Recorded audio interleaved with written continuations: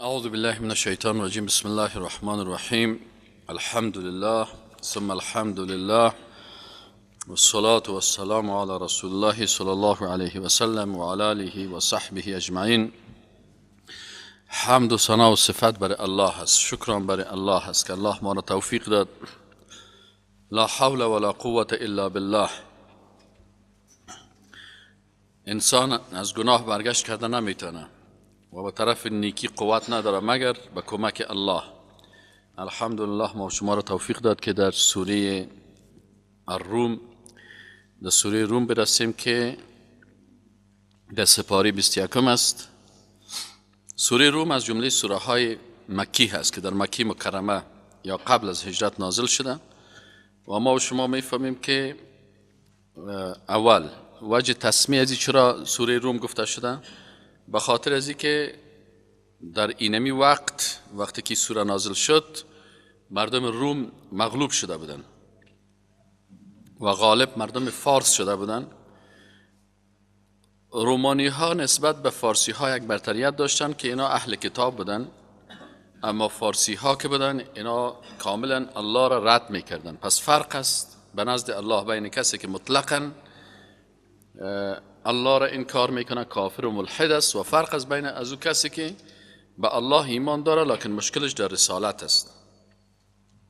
از این خاطر الله متعال برای کافرایی که اهل کتاب هستن یک امتیاز داده که امتیاز کافرایی که هیچ کتاب ندارن. مثلا ما و شما میتونیم از کافری که کتابی است، از یهود و نصارا که به دین خود چی باشن ثابت باشن، میتونیم که ذبیحه‌اش هم بخوریم و حتی از خانم‌هایشان هم ازدواج بکنیم.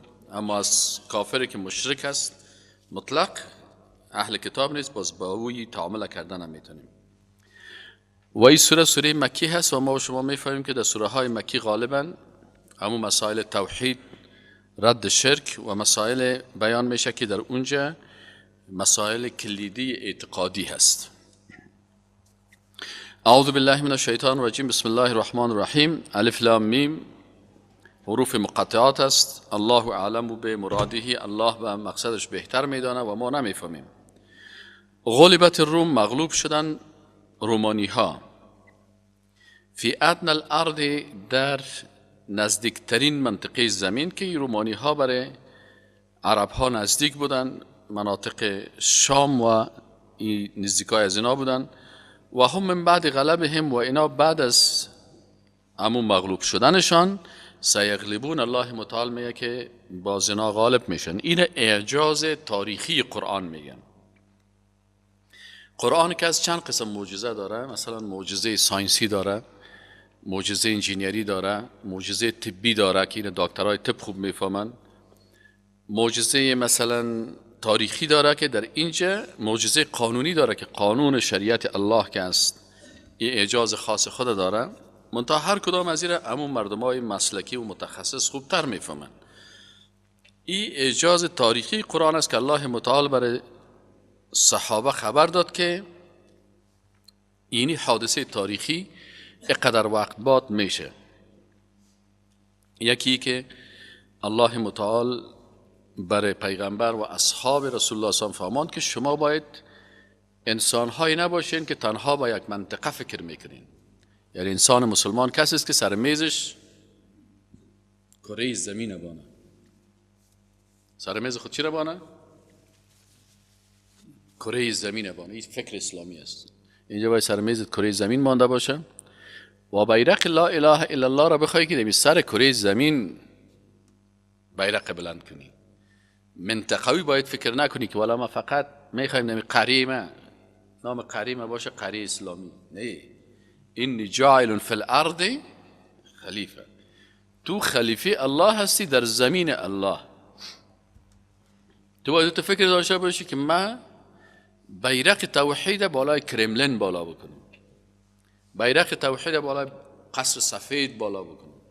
و ما ذلک علی الله بعزیز. این سر الله متعال هیچ سختی نداره، به شرطی که بنده های مؤمن حقیقی پیدا شوند که ایمان از اونا بتانه تو ایمان داشته باشه که ملائکه های الله را از آسمان نازل بکنه و در مقابل کفار امرایشان بجنگه. وقتی که اصحاب رسول الله صلی الله علیه و در بدر می جنگیدن چند هزار ملائکه آمدن در صف از اینا. چرا آمدن؟ به خاطر از اینکه این 313 نفر یا 311 نفری که بودن این مؤمنای حقیقی بودن که به کتاب الله و سنت رسول الله صلی الله علیه و سلم خوب یقین داشتن و می فهمیدن که این دین است که ما را نجات میده، این دین است که ما را عزت میده، این دین است که همه چیز در او هست.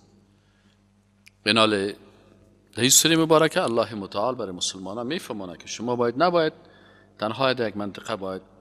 وقت دو امپراتوری بود، که امپراتوری فارس بود در مقابلش امپراتوری روم بود. پس مسلمان ها باید امپراتوری روم هم بفهمن، امپراتوری فارس هم باید بفهمن و اردو امپراتوری را که درک کردن باید سیاست جهانی را بفهمن، اقتصاد جهانی را بفهمن، حاکمیت جهانی را بفهمن، واقعیتی که در جهان است این را درک بکنن، تحت تاثیر واقعیت نرن بلکه خودشان جهان بشناسن و جهان زیر حاکمیت الله قرار بدن. و این باید فکر هر مسلمان باشه. این مسلمانی که میگه ما با سیاست کار نداریم، من مسلمان هستم به جهان غرض ندارم، ما با خوب و بد خلق جهان کار نداریم، این در قرآن نیست. قرآن عظیم‌الشان میگه که نه خیر. این از اعجاز قرآن است که الله قرآن عظیم‌الشان برشان گفت که فی بضع سنین، در چند سال. بدعه در زبان عربی ما بین 3 و 10. همیشه در عربی وقتی کلمه بدع استعمال میشه یعنی از 3 تا 10. یعنی الله گفت در بین 3 الی 10 سال اینا مغلوب قرار میگیره. دوباره فارسی ها شکست میخورن، این مجوسی های آتش پرست، مثل که رسول الله میگه الایمان بضع و 70 شعبه. الایمان بضع و 70. چه قسم ترجمه میکنی؟ میگه که ایمان 70 و چند شعبه بخش داره، 73 74 الی 79. اینه از 3 تا به 9 تا به 10. پس ایمان 70 و چند شعبه داره، 73 شعبه داره، 74 شعبه داره، 75 شعبه داره. این قسم فی بضع سنین، در چند سال. لله الامر من قبل و من بعد. الله متعال میگه که ولو که فارس بالای روم غلبه حاصل میکنه یا روم بالای فارس غلبه حاصل میکنه، ای و تلک الایام نداولها بین الناس. این روزایی است که الله متعال تغییر میده، یک روز او را قدرت میده، او را شکست میده، او را شکست میده، او را قدرت میده. این حالا میگه لله الامر، لکن عقیده داشته باشین که خاص برای الله هست حکم، حاکمیت و قدرت. تو قدرتی که بشارت است برای اصحاب رسول الله صلی الله علیه و سلم که روز میشه که باز از این آیت تو درس باید بگیریم. آل فارس غالب شد سر روم، چند سال بعد روم غالب میشه سر کی؟ سر فارس. بعد از این چی گپ است؟ لله الامر من قبل و من بعد. قبل و بعد از این کلش مربوط کی است؟ الله. یعنی باز ات وقت میشه که مسلمان ها هم روم شکست میتن و هم فارس. و همین قسم شد که مسلمان آمدن امپراتوری فارس کلش شکست دادن که تا به حال فارسی زبان های قوم پرست امیال هم از اصحاب شکایت دارن، حالم خوش نیستن قوم پرستا. ولی مسلمان ها خوشحال هستن که الحمدلله بهترین نعمت الله را بر ما آوردن. پس امپراتوری فارس هم در دست مسلمان ها سقوط کرد و امپراتوری روم هم برای مسلمان ها جزیه می دادن بسیاری. امیال قسطنطنیه استانبول که میگن که اسلامبول بود، نه مسلمان ها کل زیر چی کردن؟ فتح کردن. پس لله الامر من قبل و من بعد و یومئذ، و در این روز است که یفرح المؤمنون، باز مسلمان ها چی می باشن؟ خوشحال میشن. اول مسلمان ها به این خوشحال میشن که سر مردم هایی که هیچ الله را قبول ندارد حداقل اهل کتاب کامیاب میشن. و باز خوشی مسلمان ها بیشتر میشه وقتی که مسلمان ها سر کل زیاد چی میشن؟ غلبه حاصل میکنن. به نصر الله این تمام کارا با چی میشه؟ با کمک الله میشه. ینصر من یشاء، الله نصرت و پیروزی نصیب میکنه من یشاء و هر کس را بخواهد. و هو العزیز الرحیم، و یقینا که و هو در حالی که الله متعال العزیز و غالب است بالای تمام مستکبرین و بالای تمام ظالمین، الرحیم و مهربان است بالای مؤمنین. وعد الله، این وعده الله هست، این وعده الله هست. لا یخلف الله وعده، الله متعال وعده خود خلاف نمیکنه. ولكن اکثر الناس ولكن اکثر الناس لا يعلمون، اکثریت مردم نمیفهمن. این که مردم نمیفهمن مشکل خودشان است. این مردم چی مشکل دارن؟ میگه این مردم مشکلشان چی است؟ که یعلمون ظاهرا من الحیات الدنیا، این مردم های بیدین فقط ظاهر زندگی دنیا را میفهمن، حتی از باطن از این بیخبر هستن. ظاهر امور را میفهمن، ظاهر یک دانه طیاره ساخته میتونن، ظاهر میتونه یک موتر بسازه، ظاهر میتونه که یک وسایل بسازه، اما از باطن امور زندگی دنیا هم بیخبر هستن. چرا؟ مثلا یک وقت فرانسه اعلان میکنه که آزاد هست شراب نوشی، ظاهرا فکر میکنه که اگر به مردم آزادی بدیم کلگی شراب بخوره بسیار خوب است. در ختم سال که باز میبینه که برش گزارش میرسه که او برادر تو که قانون ماندی بر مردم اجازه دادی که در روی سرکا و درجه شراب بخورن، این سال تقریبا 3 میلیون نفر به حساب شراب خوردن کشته شدن، اینقدر تکر شده، اینقدر موتر از بین رفته، اینقدر اقتصاد از بین رفته. از این خاطر اینا ظاهرا چی را میفهمن؟ یک وقت گورباچوف یک کتاب را نوشته کرد به نام پروستریکا. وقتی کتاب را نوشته کرد، این خودش رهبر حزب کمونیستی اتحاد شوروی بود.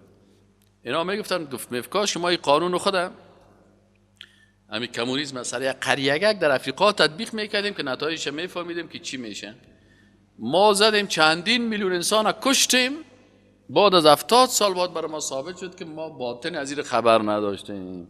ظاهر فکر میکردیم که کمونیسم خوب چیز است، اما پسان 70 سال بعد خودشان درک کردن که نه ما غلط کردیم، قانون ما غلط است. اما وقتی رو درک کردن که چند میلیون انسان کشتن، چقدر خون ریختن، الله متعال میگه اینا حتی در دنیا آخرت خود نمیفهمن، از آخرت خود بیخبر هستن. سیکو 50% دنیا 50% آخرت خودش نمیفهمه، در 50% خود صفر هستن، ناکام. در 50% در دنیا هست ظاهرش نمیفهمه، باطنش نمیفهمه، یعنی 25% یا معلومات دارن، 75% دیگه یا چی هستن؟ جاهل هستن. کسی که از 100 نمره 25 ببره کامیاب است. در کریدیت هم خب باید 55 پورا کنی، نه؟ یاد 25 نمره همیشه چیز. تمام روز باز پشت استاد میدون، از همین خاطر در روز آخرت باز یا چیخ زدن میرن که یا الله ما رو اجازه بده پس از سر بریم، پس ما را نکست ایار کو. الله برشان میگه نه این نکست ایار خود پانتون است. اینجا که یک دفعه خطا خوردی رفتی. الله متعال میگه یعلمون ظاهرا من الحیات الدنیا و هم عن الاخرت، از آخرت چطور هستن؟ هم الغافلون. یا چی هستن؟ هم غافلون، بی خبر و غافل هستن، هیچ در فکر آخرت نیستن. در دنیا هم فقط ظاهر سعی میکنن. عمل بسیاری بچهای بیدینه که سعی کنی از همسر آینده خود چی رو سعی میکنه، یک قسمت که میره یک دخترم میبینه که خوب آرایش کرده و فیشن کرده و چطور کرده، اینه ظاهر از این سعی میکنه. آجل پدر خودم ما کم میگه که نمی دختره برای من بگی.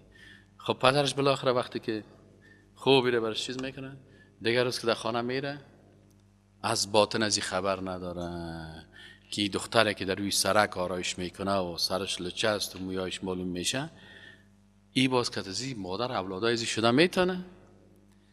یک ماباد که بری که در خانهشان زدنک است و جنگ است و اختلاف است. مردم های بیدین میگه فقط همیشه سیل میکنه، ظاهر سیل میکنه. این دو قسم چشم انسان داره. انسان باید دو قسم، مسلمان دو قسم چشم داره، یکی چشم بصارت است، یکی بصیرت. بصیرت چشم است که در سر است، بصیرت چشمش که در کجاست؟ در قلب است. پس انسان مسلمان باید هم بصارت داشته باشه و هم بصیرت. الله میگه که کافرها که هستن بصیرت خو هیچ ندارن، از بصارت هم که هستن فقط چی نمیبینن؟ ظاهر. خلاص ظاهرش. از این خاطر نتیجه کار مردم های بیدین همیشه ببینی پشیمانی است. یعنی شما اگر مثلا میل از حاجی صاحب پرسان کنی بگی حاجی صاحب 50 سال پیش که نماز خواندی پشیمان هستی؟ میگه نه الحمدلله 10 سالگی ممکن نماز میخواندم حال خوشحال هستم. اگر کدام چیز رو بدل خود به خواهشات نفسی خود عمل کردی از او پشیمان هست؟ میگه والا از او پشیمان هست. من با ظاهر از این بازی خوردم باطنش خبر نداشتم. هر کس همین قسم است. خودت الان 5 سال پیش اگر فکر کنی صحیح نه 5 سال پیش خودت فکر میکردی من بسیار هوشیار هستم. حالا خودت کس پرسان که بگم 5 سال پیش چطور آدم بودی؟ میگه بسیار خوب لودا بودم 5 سال پیش. اگه عقل حال را می داشتم اینی کارا را میکردم، لکن 5 سال پیش بی عقل. حالا باز چی میگه؟ حالا میگه من فیلسوف جهان هستم. باز من مطمئن هستم که 5 سال بعد باز که خدا نمرابیتی باز میگه من بسیار 5 سال پیش چی بودم؟ بی عقل بودم. مکر عقل 5 سال پیشم پیشمی بود و ولا مال صاحب یک کلان بلند منزل بودم. کل انسان ها همین قسم است. الا من، مگر کسی را که الله متعال بر از هدایت ایمانی داده باشه. بازده هی چی نمیشه، پشیمان نمیشه.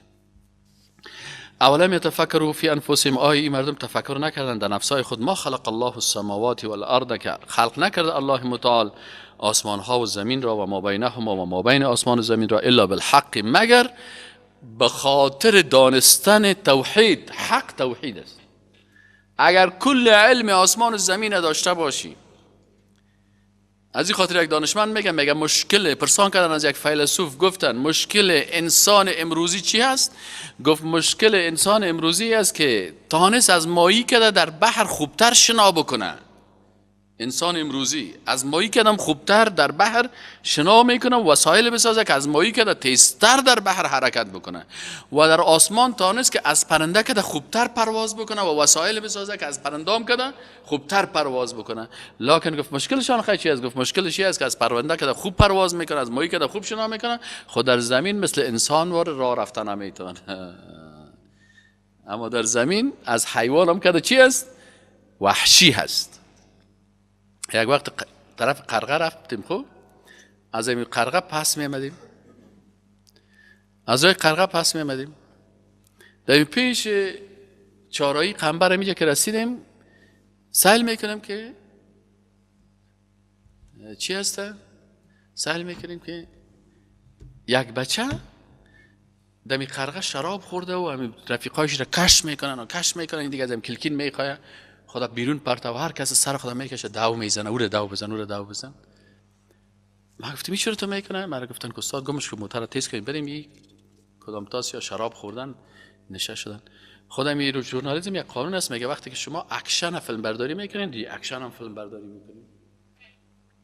اگر تو شاگرد استاد فیلم برداری میکنی، یگان دفعه شاگردانم سعی که یکی خوب فکرش هست، یکی خوب دقیق هست، این باز فیلم بسیار خوبش میباشه. کسایی که مسلکی باشی کارا رو میکنه. از ما فیلم بردارای ما ژورنالیسم مثلا فوتو ژورنالیسم نخواندن یا تنها ما رو میگیرن دیدگاه هیچ اما تو ماندن. من دیگه می کامرا رو دیگه خود اکشن نظیر دیدم، آل ریاکشن مردم اصل میگن باش مردم دیدم که اینجا یک سگ خبر همین سگ سون از این کلاگک میزنه دیگه. یعنی از زبان گفتن گپ زده خود نمیتونه، خب با زبان حال خود میگه باش میگه او بچه جونگی قواره ی اندام من میداشتم، من سگری رو نمیکردم. تو چرا ناقی غوغو میکنی داو میزنی؟ تو را الله کرامت داده. تو باید این کار نکنی.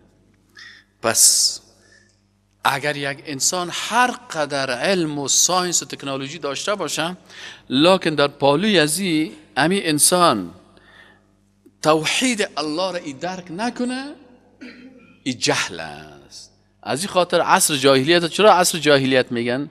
که عصر شرک بود. شاعر داشتن، نویسنده داشتن، احبار داشتن، رهبان داشتن، علمای یهود بود نبود. شاعرای بزرگ داشتن، معلقات داشتن. سئمت تکالیف الحیات و من یعش 80 حولا لا ابا لك یسأمی وقد اعلم ما فی اليوم. چطور که تو شعر گفته میره که ایران میمونی. شاعر داشتن، نویسنده داشتن، متخصص ادبیات داشتن، متخصص شعر داشتن، چیزای عجیب و غریب داشتن. حالا احبار علمای یهود بود، نصارا بود، در روم امپراتوری روم بود، تجارت بود، اقتصاد بود، سیاست بود، در فارس. ایگه پا کلش شما بخونین مجموعی از اینا رو چی میگه قرآن؟ اهل چی هستن یا جاهلیت هستند. چرا پیش الله جاهل کی است؟ کسی که توحید نمیفهمه. و انسان با حق کسی است که هوشیار و فهمیده او است که موحد باشه. الله متعال میگه ما خلق الله السماوات، الله خلق نکرد آسمان ها و الارض و زمین را و ما بین ما و ما آنچه که در بین آسمان و زمین است الا بالحق، الا به خاطر چی؟ توحید. از این خاطر بسیاری ساینسدانا، ریاضیدانا، متخصصین، فلاسفه یا اسلام میرن، ایمان میرن. اینا وقتی که به جهان سیل میکنن، بسیاری از شاعرها را سیل کنیم. اینا شما سیل کنیم، ما براتون یک دانه شعر اینجا آوردیم که شما اگر سیل کنین که چقدر اینا امی آیات که می باز امیر بر شما نشان میتن. مثلا سیل کنین یک عالم است، متخصص است، شاعر مسلمان است، ای چی میگم؟ میگه آیت توحید بینم بر در و دیوارها. میگه من که از عقل و از فکر خود کار میگیرم، میگه من دلایل وحدانیت الله را میبینم بر در و دیوارها. آیت توحید بینم بر در و دیوارها. آسمانها، در آسمانها میبینم، آسمانها، کهکشانها، ثابت و سیارها. میگه من در کل زی قربان انت شاعر باشه خوب است، ایره دوست داریم. میگه آیت توحید بینم بر در و دیوارها. ای آیت وحدانیت الله را در دروازه و دیوار میبینم، در آسمان ها میبینم، در کهکشان ها میبینم، در مخلوقاتی که ثابت هستند و در آن چیزی که در حرکت هستند. آسمان ها، کهکشان ها، ثابت و سیارها. شاهدان بر وجود خالق یکتای خویش. میگه تمامی سیارات، کهکشان ها، کل از یارک میگه من میبینم، یا میگه شهادت میتن به وجود خالق یکتای خویش. شاهدان بر وجود خالق یکتای خویش، بحر و برها، دره ها، دریاچه ها، کوهسارها. بحر، بر، دره، دریاچه، کوهسار، کل از میگه شهادت میتن به چی؟ به وحدانیت الله متعال. رو و بستان، میگه بخیز برده بستان تا گواهی بر وجود حق دهند. بیدها، گلها، علفها، سرو و اسپیدارها، کل از میگه شهادت به چی میتن؟ به وحدانیت الله شهادت میتن که خالق ما ذات یگانه هست. به شکلی که الله، به شرطی که الله بر تو چی داده باشه؟ چشم بصیرت. در گل و سنبل نگر، بین آیت توحید در ساقه ها، گلبرگ ها، ورق ها، خارها. در گل ببی، در سنبل ببی، در ساقهش ببی، در گلبرگش ببی، در ورقهاش ببی، در هر چیزش، خارهاش. میگه در هر کدام از اینکه میبینی آیت توحید است، دلیل به وحدانیت الله است. چیست این زیبایی اندر فصل زیبای بهار؟ وقتی در فصل زیبای بهار میبری زیبایی را سیل میکنی، در بیابانها، چمنها، جنگل و نیزارها. کیست نقاش طبیعت؟ این طبیعت کی نقاشی کرده؟ کیست نقاش طبیعت که این همه نقش بدی، این تو نقش های زیبا، جز اله حی سبحان کس کند این کارها؟ بغیر از الله کی میتونه این کارها رو بکنه؟ باد از بحر چی فراشی کند در بوستان؟ باد، شمال باد سعی کنین که از بحر چی فراشی کند در بوستان. از چی سیلی میزند مردانه بر رخسارها؟ باد وقتی که سیلی خود در رخسار گلها میزن یا رنوس شاداب و زیباتر میسازه، گل و نکهت گل. از چی بنهد تاج بر سر لاله همچون میرها؟ گل لاله رو سعی کن در سر خود تاج داره مثل پادشاه ها واره. از چی پیچد پیچک اندر شاخ گل چون مارها؟ ای گله که پیچک تو میخواد رشقه پیچان، میگی مار وارم تو در شاخ ها میگرده. چیست اسرار طبیعت غیر فرمان اله؟ چیست میگه اسرار طبیعت بغیر کل چیزی که سیگن بغیر از فرمان الله دیگه هیچ چیز نیست. حکم قانون ها، روش ها، نظم و استقرار ها، کلی حکم الله هست. قانونش الله ساخته، روش از اینا را الله برشان نشاده، نظم الله برشان ایجاد کرده، استقرار در بین از اینا. صد گواهی بر وجود و حکمت و علمش دهد. کل از را که سهل کنی نتیجه چی میشه؟ یا که دقت کنی میگه یا کلش گواهی میتن بر وجود و حکمت و علم الله که ذاتش موجود، ذاتش حکیم و ذاتش علیم. چی شهادت میده؟ ذره ها، سلول ها، اتم ها، بارها، از اتم تا کهکشانی ها، از اتم تا کهکشان ها تا سحابی ها، همه میگه او مردم از اتم گرفته، از اتم تا کهکشان ها تا سحابی ها، همه بنده حقا و فرمانبر، نه خود مختارها. کلش بنده الله هستند، کلش فرمانبردار الله هستند و به اختیار خود نیستند. الله متعال میگه چی میگه؟ میگه اولم یتفکروا، آیا میگه انسان ها فکر نکردن فی انفسهم، در نفس های خود. شما حداقل در آناتومی و فیزیولوژی وجود خودتان تحقیق بکنین. ما خلق الله السماوات والارض و ما بینهما، الله خلق نکرده آسمان را و زمین را و آنچه که در آسمان و زمین که شما انسان هم در بین از اون هستین، الا بالحق، مگر به خاطر اثبات توحید الله متعال و اجل مسما، و بر کل از اینا یک وقت مقدر هست، مقرر است. و این کثیر من الناس، و یقینا که بسیاری از مردم به لقای ربهم لکافرون، با ملاقات ربشان کافر میشن. اولم یسیروا فی الارض، چرا میگه این مردم سیر نمیکنن در زمین؟ چرا سیر نمیکنن؟ همین شاعر که رفت سیر کرد، فینظروا کیف کان عاقبت الذین من قبلهم، تا که اینا ببینن که عاقبت کسانی که قبل از اینا بودن، عاقبت از اونا چی شد؟ کانوا اشد منهم قوه، میگه مردمایی که قبل از شما بودن اتو نبودن که ضعیف بودن، از شما که اونا قوی تر بودن. و اثار الارض، و ای در زمین بسیار زحمت کشی کردن و قلبه کردن و زمین جور کردن و زراعت ها و زمین های زراعتی، و عمروها، و بسیار تعمیرها ساختن، آبادی کردن در زمین ها، اکثر مما عمروها، اکثر زیادتر از آنچه که اینا ساختن. و جاءتهم رسولهم بالبینات، پیش از اینا هم پیغمبرایشان آوردن دلائل واضح و روشن. فما کان الله لیظلمهم، این قسم نبود که الله بالای ازنا ظلم بکنن، ولکن کانوا انفسهم، لکن اینا خودشان بالای نفسای خود یظلمون، ظلم میکردن. ثم کان عاقبت الذین اساءوا سوءا، باز عاقبت کسانی که اساءوا بدی کردن، السوءا بسیار بدی و زشتی، ان کذبوا بآیات الله، بدی از این کسانی که تکذیب به آیات الله کردن، و کانوا بها یستهزئون. عاقبت از یاد میفهمین کسایی که بدی و زشتی ها را کردن و با آیات الله استهزا کردن، کلشان هلاک شدن، مثل که شما هم اگر این کار بکنین هلاک میشن.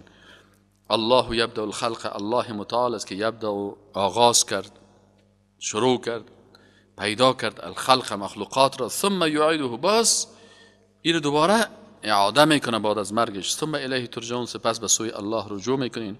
و یوم تقوم الساعه، روزی که قیامت برپا شود، یبلس المجرمون، باز اونجا مایوس میباشن کی؟ مجرما.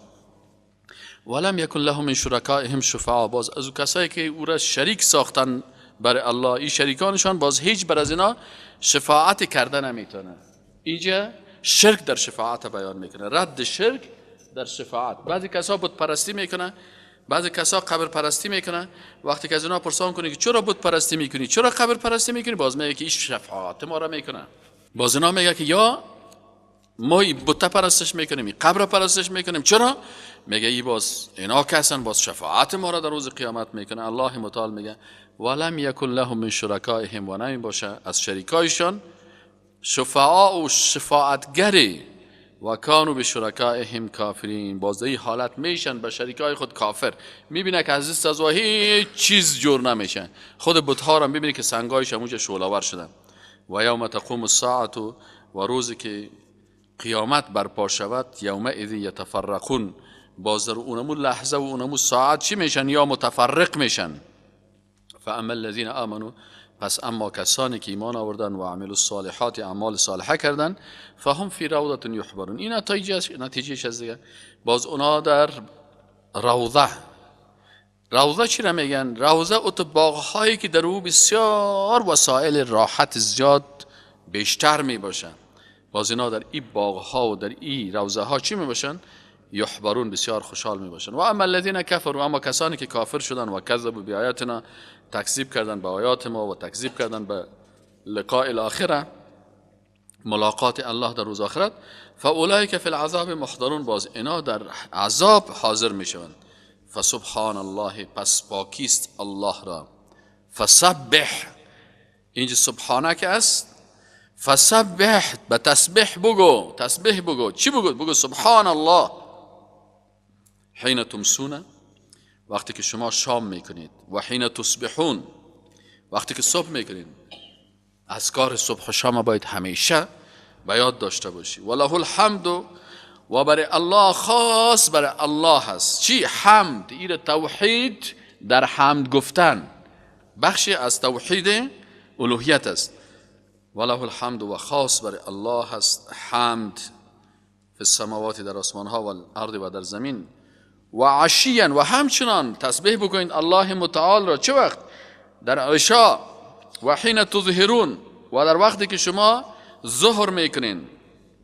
پس ذکر الله را باید صبح بکنی، شام بکنی، چاشت بکنی، شب بکنی. همیشه باید در چی باشی؟ در تسبیح الله باشی. او ذاتی که یخرج الحی من المیت، خارج میکنه زنده را از مرده. و یخرج المیت من الحی، یک وقت سعی کنی میری سل میکنی که یک زمین است مرده. دیگر از الله متعال سرزمین زمینه که توتا شده و شکسته است، که در اونجا تو خانه آباد کردن نمیتونی. دیگر از میری که تو باران شده که اون زمین یک بستان و گلستان تبدیل شده. یک کسی را میبینی که خودش مرده، کافر است، اولادش هم میبینی که چی مسلمان خوب است. از آذر ابراهیم خلق میکنه. یخرج الحی من المیت و یخرج المیت من الحی. یک وقت سعی کنی که مرده را از زنده. از نوح علیه السلام که زنده هست، بچهش پیش الله کافر مرده هست، مثل مرده ورز به عزت. و یحیی الارض بعد موتها، و الله متعال است که زنده میکنه زمین بعد از مرگش. و کذالک تخرجون، اینمی قسم شما هم، امی قسم که نباتات از زمین خارج میشه، شما هم در روز قیامت از اون معجب الذنب، امو حجری که در وجودتان است که او را توسط آب و باد و بطن حیوان با هیچ چیزی او از بین توسطش هم نمیسوزن، از اونو باز شما چی میشین؟ دوباره تخرجون، خارج کرده میشین مثل این نباتات. و من آیاتی، و همچنان از دلایل قدرت الله، ان خلقکم من تراب، که شما را خلق کرد از خاک. اصل شما از خاک است، نسل شما از آب است. ثم اذا انتم، سپس شما ناگهان چی میشین؟ شما انتم بشرون، یک بشر شدین که تنتشرون، از یک خاک الله متعال یک مرتبه یک بشر را خلق کرد که در زمین الله هر طرف دید شدین. و من آیاتی، همچنان اگر شما به طرف امو شعر که برتان خانم کو شاعر هر کدام آیات الله را بیان میکرد، میگه سعی کنین. و من آیاتی ان خلق لكم من انفسکم، از دلایل قدرت اللهی است که خلق کرد الله متعال از انفسکم، از جنس خود شما، ازواجا همسرانتان را، لتسکنوا الیها، که شما سکون آرامش بگیرین به نزد همسرانتان. همین جوانایی که به مجرد هستن یا هیچ آرامش ندارن، همیشه به تشویش و به تکلیف بین باشه. باز که ازدواج کرد باز آرامش می داشته باشه. چرا؟ این جوان بیچاره که از درس هم میره، چاش ایران مونده برای خود چی پخته کنم، دیگ چطور شوه، سودا شده. اما آدمایی که مثلا خانم داره و فامیل داره و زندگی داره، وقتی که در خانه میره تیار دیگه کش بار است، نانش ماندگی است، چایش دم شدگی است، قرار اونجا چیست. از این خاطر الله میگه که الله متعال همسران شما را هم از جنس شما خلق کرد تا وسیله آرامش شما در زندگیتان باشه. از این خاطر علی رضی الله تعالی عنه میگه که حسنات الدنیا الزوجة الصالحه. وقتی میگه ربنا آتنا فی الدنیا حسنه، یکی از حسنات دنیا چی است؟ همسر صالح است. و جعل بینکم مودة و رحمه، باز الله متعال در اینمی همسری که با نکاح صحیح و شرعی به طریق رسول الله صلی الله علیه و آله ازدواج میکنین، باز در بین شما چی خلق میکنه؟ مودت، محبت، و رحمتا، و دوستی و مهربانی. همین خانم‌ها رو سائل کنی که بچهش خوب جوان است لکن شوهرش پیر 60 ساله است، باز که جنجال پیدا میشه، بازی خانمش زیاد دفاع از کی میکنه؟ از شوهر خود میکنه، میگه درباره پدرتان گپ نزنه، ها تو هر قدر تو حال آمدی کلانکار شدی پدرت. بسیار این چی است؟ مودت و رحمت است. ایره الله خلق کرده در همسرا. این حال همسر بیدین که است باز قلب ازی چون بیدین است بازی مودت و رحمت نیست که شوهرش باز بگه یک گلاس آب بیار، باز میگه اوه اگه حقوق بشر را سرت ناوردم، اگه 60 دفعه تا خانه امن ندواندمت، محکمه به محکمه ندواندمت، باز سیل کن. از این خاطر بر جوانا میگه شما زن دیندار بگیرین که در قلب او زن دیندار چی میباشه؟ مودت و رحمت میباشه، باز تو را آزار نمیده، زندگیت راحت میباشه، آرامش میباشه. ان فی ذلک یقینا که دری کس میگه لآیات دلایل است قدرت الله هست لقوم یتفکرون، برای انسانهایی که مفکر هستند. شما کوشش کنین که صاحب فکر و اندیشه شوین، مفکر باشین خودتان. و من آیاته و همچنان از دلایل قدرت الله خلق السماوات والارض، خلقت آسمان ها و زمین است. شما به خلقت آسمان ها و زمین فکر بکنین. و اختلاف السنتکم، همین زبانایتان که مختلف است، این هم دلیل قدرت الله است. یک وقت آدم میگه من چقدر میفهم، چقدر دانشمند هستم، دیگر سال میگنی که اگه اشتکاک چینایی که پدر خود گپ میزنه تو گنگه وارستی، او اشتکاکی که تو را خود فکر میکنی او خوب گپ زده میتونه، تو گپ زده نمیتونی. ایران میمونی او والا من چقدر جاهل هستم، مثل از تفلک ورکت از این نفر.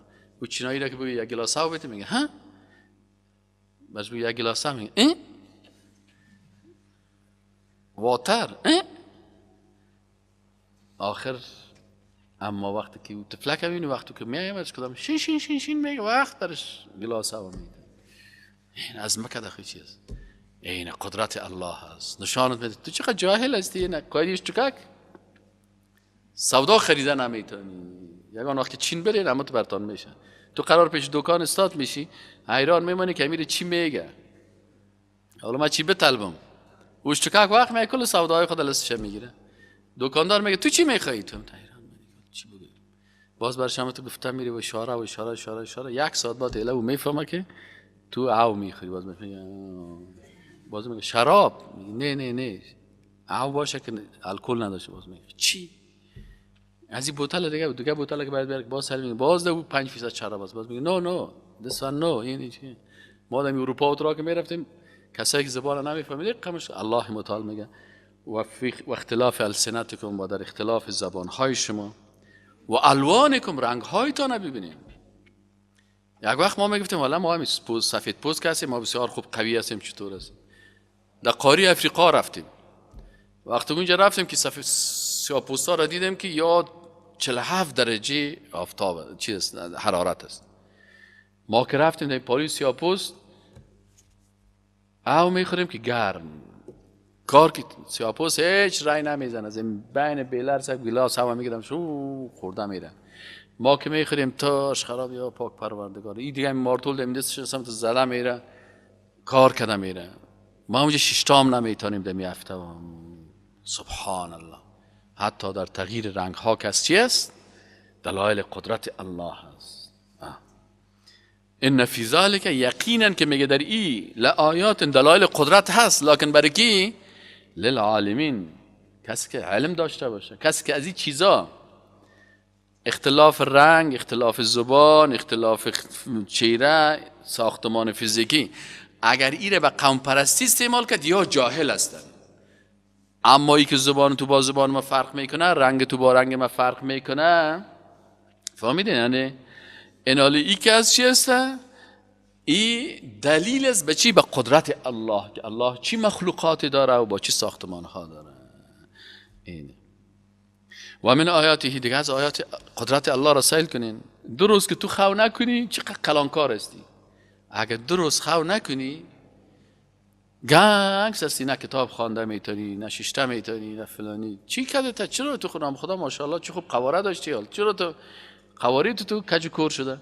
والا میگه دو شو از خو ندارم. الله متعال میگه امی هم دلیل قدرت الله هست که الله نیازی به خو نداره لا تأخذه سنة ولا نوم. اما تو بیچاره اگر یک شب خواب نکنی صبحش درس خواندن نمیتونی، کارم کردن نمیتونی. و من آیاته و همچنان از آیات علامات قدرت الله منامکم باللیل و النهار، خواب شما هست که شب خواب میکنین روز خواب میکنین. و ابتغاءکم من فضله، و طلب میکنین از فضیلت الله، تجارت و کار میکنین. ان فی ذلک لآیات لقوم یسمعون، اگر تو کار میکنی، تو درس میخوانی، تو کتاب تالیف میکنی، تو نوشته میکنی، کلش چی است؟ کلش قدرت الله هست. اگر الله اینمی مغز از کلی تو بگیره نه، حالا چه خوب لکس میگردی، خوب دریشیگه که تو خوب هم تو کالاگه که تاست نکتایت منظم است، کارت منظم نه.